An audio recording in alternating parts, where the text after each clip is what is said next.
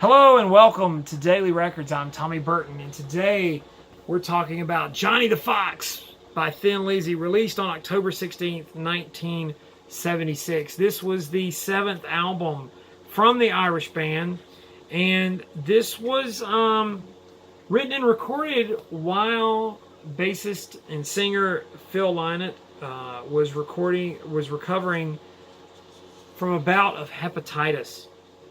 And it kind of put him off the road halfway through the Jailbreak tour. Jailbreak, of course, being the breakthrough album, The Boys Are Back in Town. But this was the follow-up, and it's a fantastic record. I think it's very underrated. Now, Don't Believe a Word was a big single in England, and just a fun rock song. But this is the last album that would feature guitarist Brian Robertson as a full-time member of the band. And there were a lot of clashes between he and Phil. And they kind of had this on-again, off-again sort of relationship. Now, right in the middle of the U.S. tour for Jailbreak, and Lynott came back to the United States after the tour, came back to the U.K., they were supposed to be supporting Rainbow. He had been in Manchester recovering, and he had this guitar with him, and he wrote a lot of the songs during that little break. And went out to play one gig at the Hammersmith Odeon, and got out of the hospital, went back to Munich, Germany, and began to record the album at the famous Musicland studio with John Alcott, the producer. And Alcott later said that they were outside of the UK for tax reasons. So, you know, those tax exile records and what they're all about. But while they were recording the thing, they were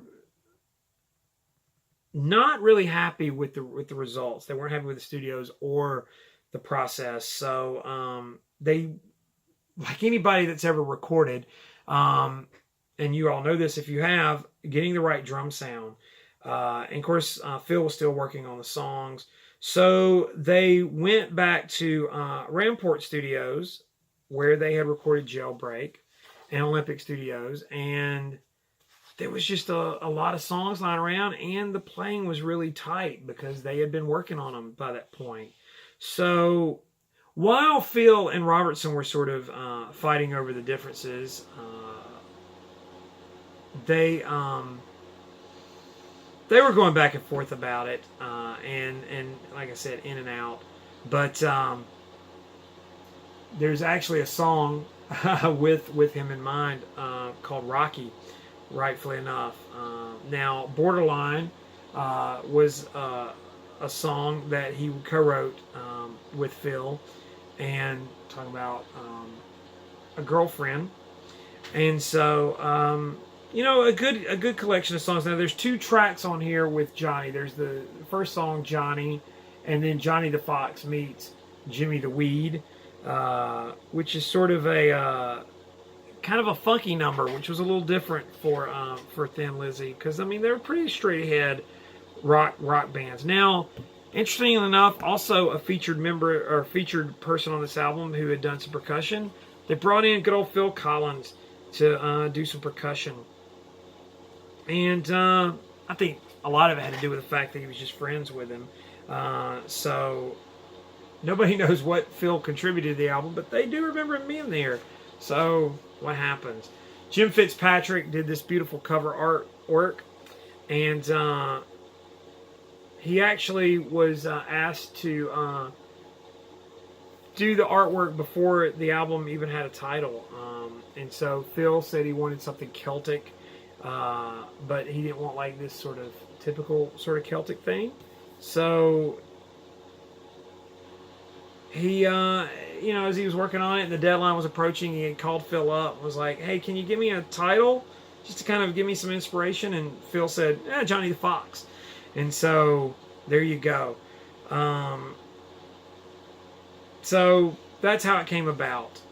So that's what went on. They went on to to record and release the album and then tour behind the album and go into the United States.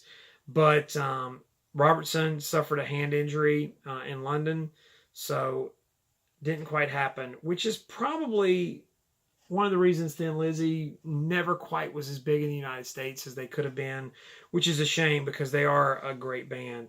But they did open for Queen with Gary Moore, and that sort of started that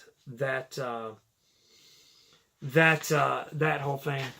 This album is more subtle than Jailbreak, but like I said, the playing is really tight.